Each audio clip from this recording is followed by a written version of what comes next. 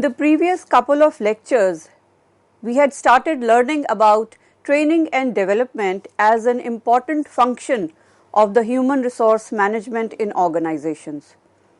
So we have learnt about why training and development is important in the current scenario, because we all know that organizations are going through transformations, the entire environment globally is transforming, the technology is changing at a very fast pace. So organizations need to upskill their employees so that they can perform effectively. So moving further, we will now learn more about training and development, and we will today concentrate on the types of training that organizations undertake. So as we all know that for any organization, its employees are most valuable asset as they play a vital role in the growth of any business. The management always pays high attention and asks their human resource management departments to ensure that their employees are well trained and are equipped with the required skills and knowledge so that the business goals can be achieved accordingly. We all know that there are various tools and techniques used by the training and development department for employees' career progression and to improve their work's quality and speed to perform on job. The biggest challenge, however, for the HR managers is to choose the right training methods and techniques. So since there are number of such methods, which method is going to be most suitable for your organization, that is the biggest challenge for an HR manager. Deciding upon the best method for their organization and for their people also. So the role of HR is to keep in mind the size of the organization, the nature of the job and the types of workers so as to decide on the best training method. The training methods in HRM are selected based upon these three important criteria.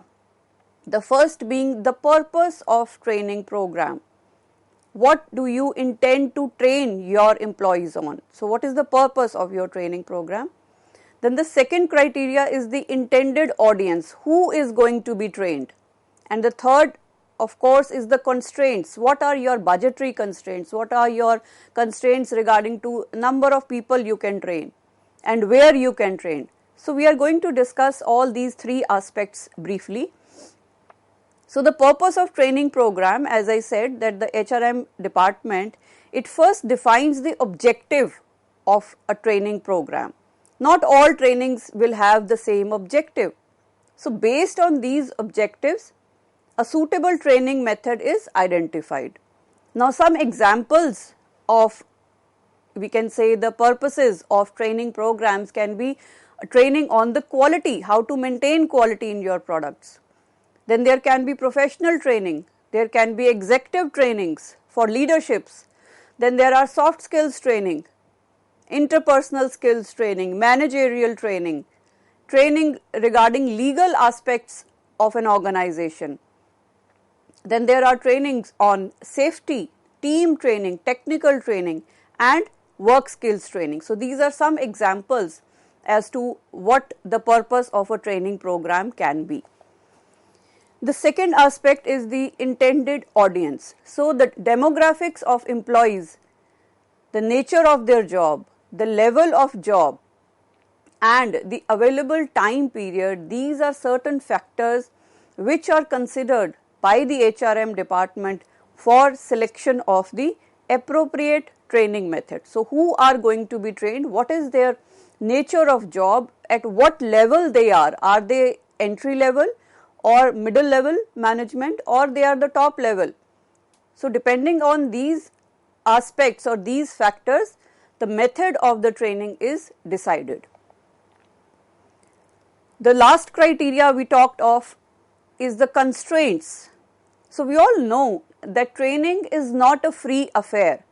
So thus the HRM department has to consider the investment of money, time and resources while deciding the training method for organization.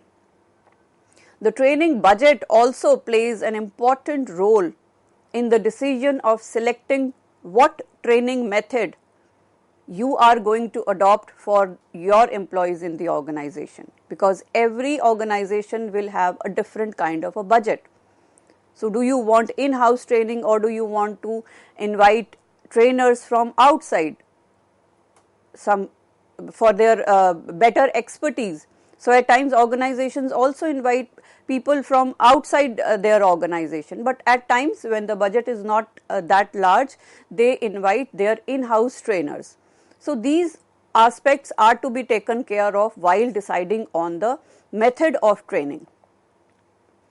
Now, what is the importance of training methods? So, as we discussed that it is vital to choose a right training method, as it will affect the outcome of training program.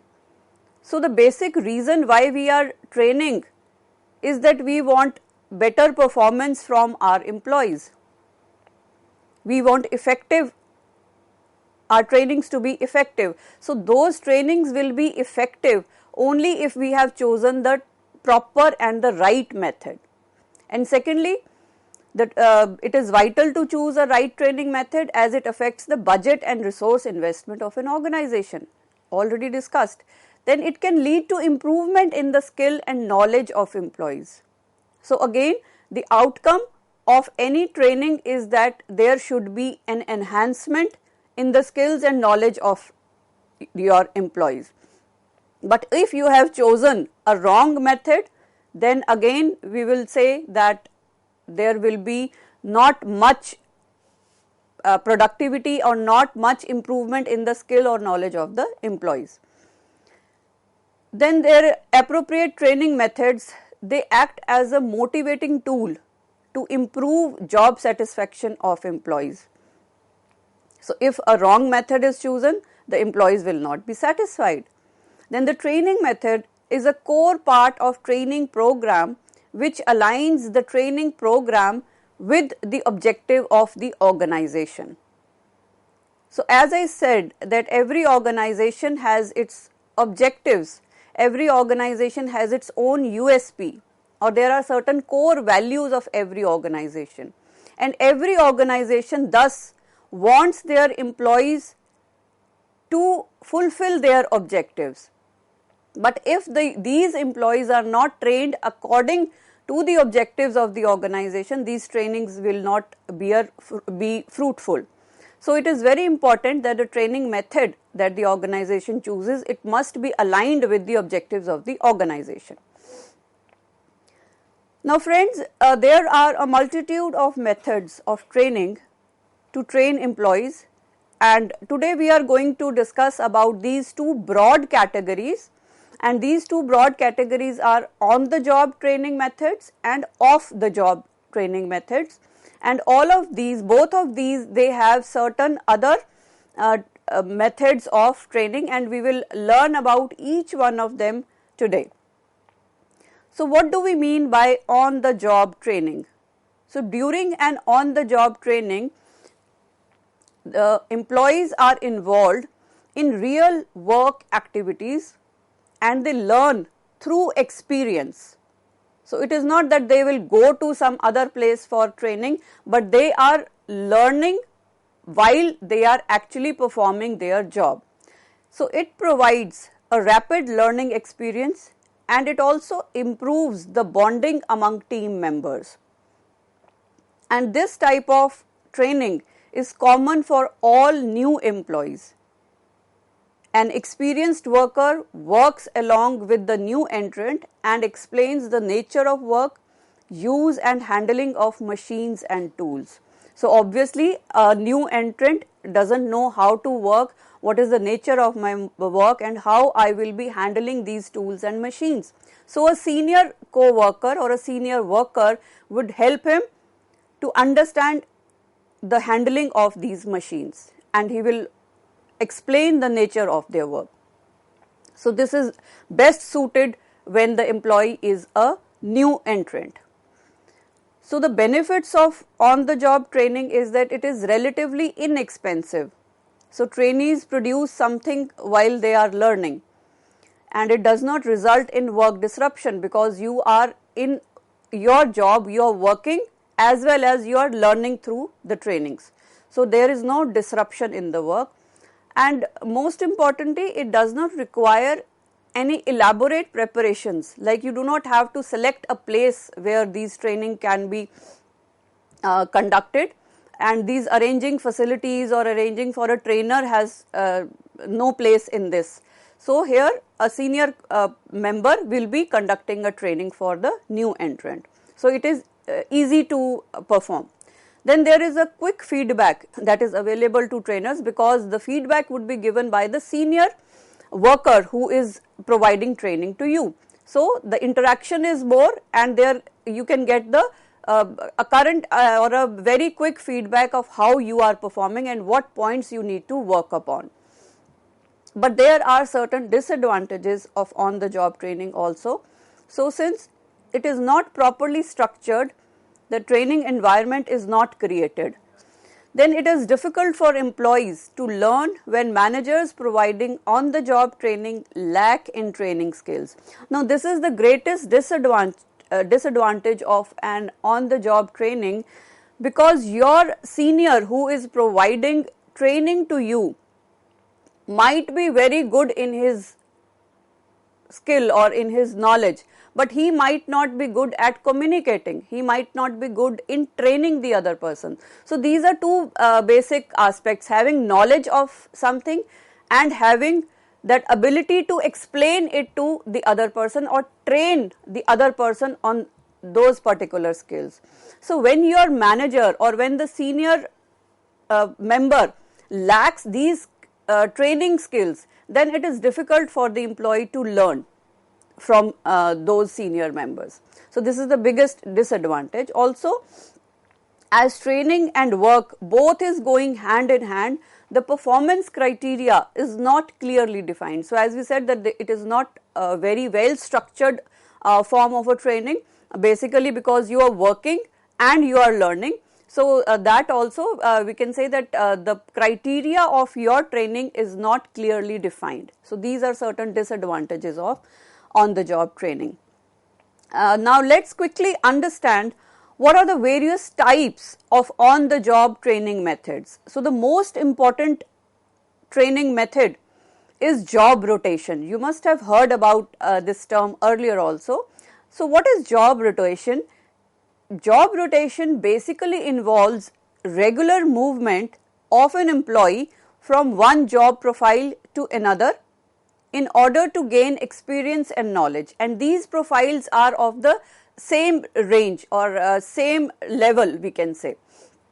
And this method is useful to improve employees' skill sets and provide them an overview of the organizational working pattern. And it improves relationship between employees working in different departments of the organization, because for certain period of time you will be working in department A, then after a period of time you will be working in department B, then you will be rotating to department C. So in that case you will be working in department A, B and C. So you will be getting to know more about how the organization works, what is the pattern of working, and also most importantly you develop relationships with all the employees working in various departments, which is very important to work and to have job satisfaction, because if you do not have good relations with the co-members or co-employees, then it becomes difficult to perform effectively. Now the benefits of job rotation are also there. Job rotation provides employees with opportunities to broaden their horizon of knowledge, skills and abilities by working in different departments, business units, functions and even working in other countries. So it helps in the identification of KSAs, that is the knowledge, skill and abilities. So when you are working in department A and B and C, you get to identify what skills you have, where you are performing better and what you need to improve upon. So it determines areas where improvement is required. So you easily are able to recognize what your weak points are and what knowledge you need to gain and what skills you need to work upon while being trained. So, the assessment of employees who have caliber for filling vacant positions is also there. So, the second method is mentoring or coaching. So, this is also gaining a lot of popularity these days.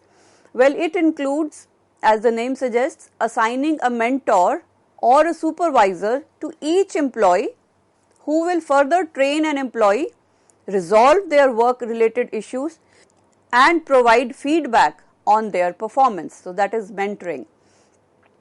Now, mentoring is an ongoing relationship that is developed between a senior and a junior employee. So, it is more of a one-on-one kind of a relationship where a senior employee works very closely with a junior employee, solves their work related problems, and during these relationships are built, that helps the junior employee to learn. It also provides guidance and clear understanding to the junior employee of how an organization achieves its vision and its mission.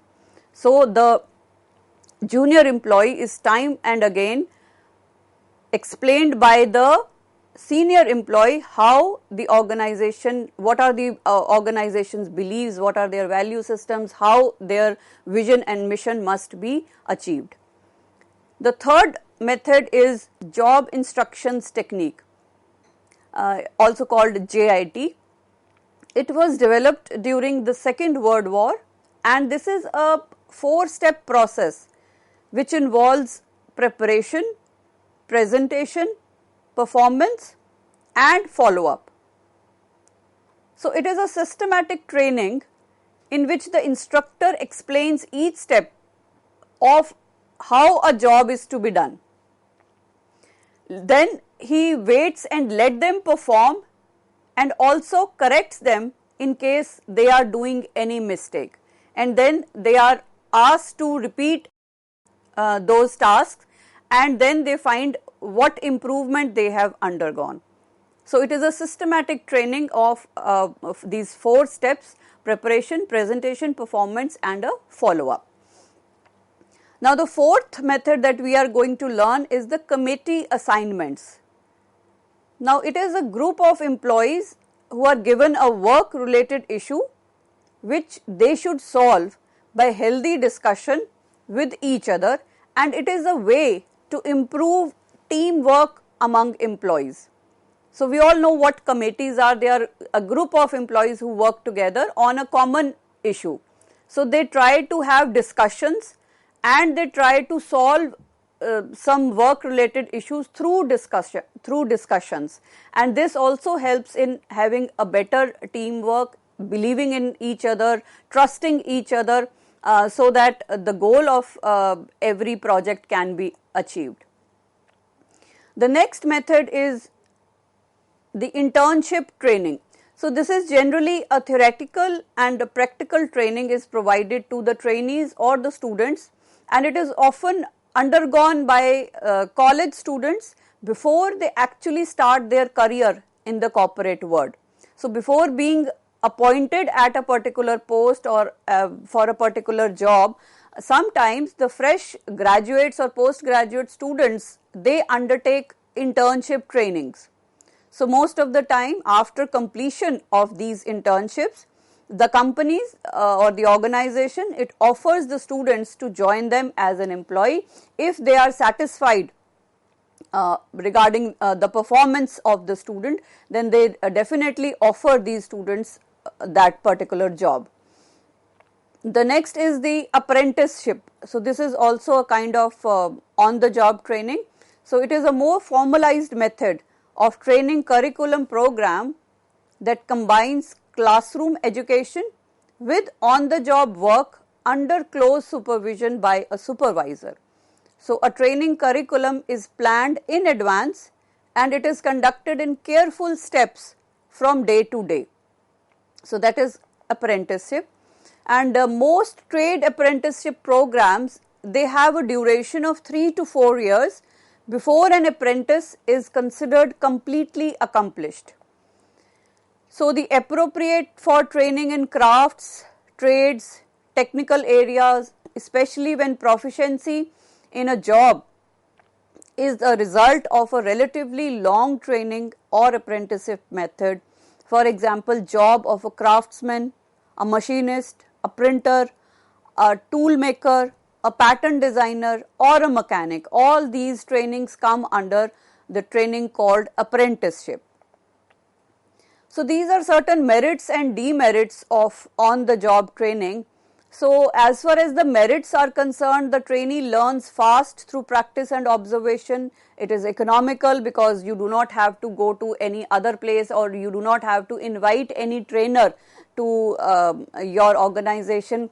Then the trainee gains confidence quickly because he does the work himself in the actual setting of the organization and the actual setting of their job, with the help from the supervisor. It is most suitable for unskilled and semi-skilled jobs where the job operation are simple and easy. So, as far as the demerits of the on-the-job training are concerned, the trainee should be as good as the trainer. So, the trainee and trainer both should be willing to learn. The trainee, while learning, may damage the equipment. This is again a demerit because you are actually working on the job. You are actually working on that place, on that particular equipment. You are using that tools actually. So, when you are new, you do not know how to handle, and if the training has not yet begun, at that point of time it is quite possible that you might damage the equipment. Then wastage of material is there, and there are chances of accidents also. Then experienced workers, they cannot use machinery while it is being used for training. So, when you are as a trainee, you are learning the handling of certain machines or tools, that for that particular time period, say 1 day, 2 day or 3 days even, the other workers or experienced people, they will not be able to use that particular equipment or machinery or those tools. So, they become blocked and cannot be used for by other members. So, these were certain demerits and merits of on-the-job training. The next we are going to learn is about off-the-job training methods.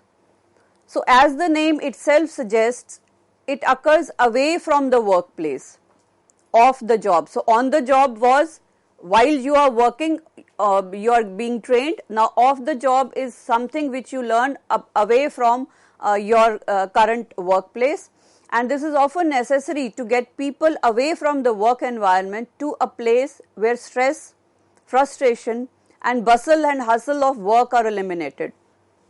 It enables the trainees to study theoretical information or be exposed to new and innovative ideas. And it also provides a rich learning opportunity to employees through different presentations, activities, case studies, assessments to learn more about their job. And the information about the vision, mission, policies of company are conveyed to the employees through off-the-job training. And due to cost issues, many companies avoid arrangement of such training programs. So, friends, today in the series of lectures on human resource management, we are learning about the various training methods and why considering or having a good training is important for your employees. So, we learned that there are two types of training methods. One is on the job and the other is off the job. We have learnt about on the job and various methods that are covered under on the job training. We have started with off the job training, and we will be covering this topic in the next lecture. Thank you.